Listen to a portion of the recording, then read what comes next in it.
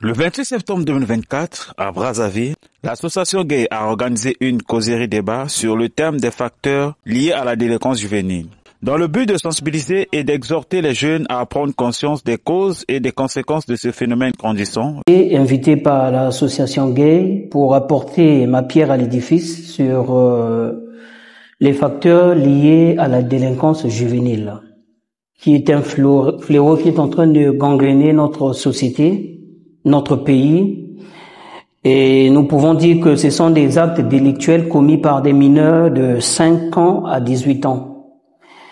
Et dans notre intervention, nous avons évoqué beaucoup de causes, notamment des causes familiales, des causes psychologiques, des causes personnelles. En ce qui concerne les causes familiales, il y a d'abord l'abandon de la responsabilité de la famille, notamment des pères et mères, qui n'accompagnent pas les enfants à leur éducation, leur bien-être et leur épanouissement. Il y a comme du laxisme de la part des parents.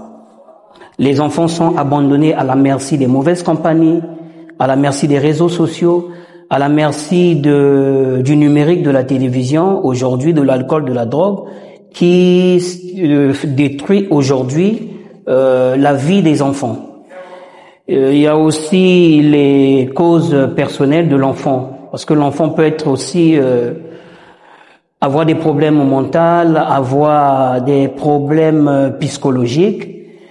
Et nous avons aussi apporté quelques pistes de solutions dans notre intervention, notamment l'accompagnement de l'État. Punir les enfants, c'est bien, mais les différentes lois que nous avons évoquées, notamment la loi Portela, intéressent plus la réinsertion sociale des enfants. Les parents aussi de leur côté doivent s'impliquer pour l'éducation, pour l'encadrement des enfants, l'organisation des centres d'épanouissement, l'organisation des centres de loisirs, des thématiques, l'organisation des séminaires, etc.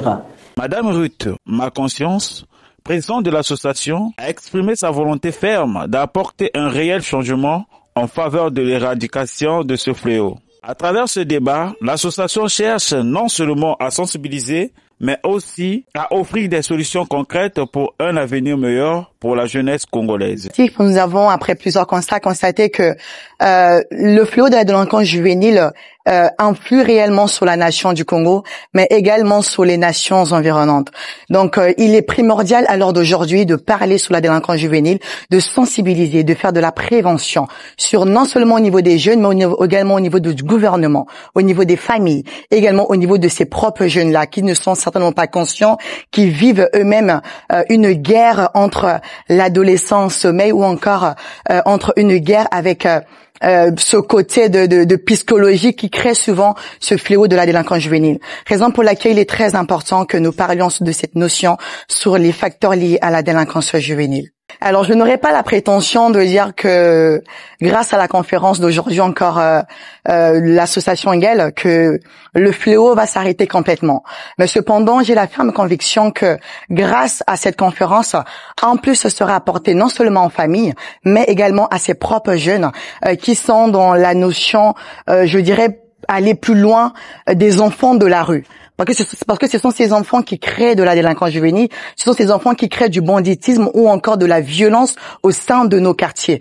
Donc, je n'ai nu cette prétention-là. Je pense que celle-ci apporte un plus à la pierre et surtout, c'est l'aide précieuse par rapport au gouvernement. Nous les apportons simplement de l'aide, du soutien, nous les accompagnons.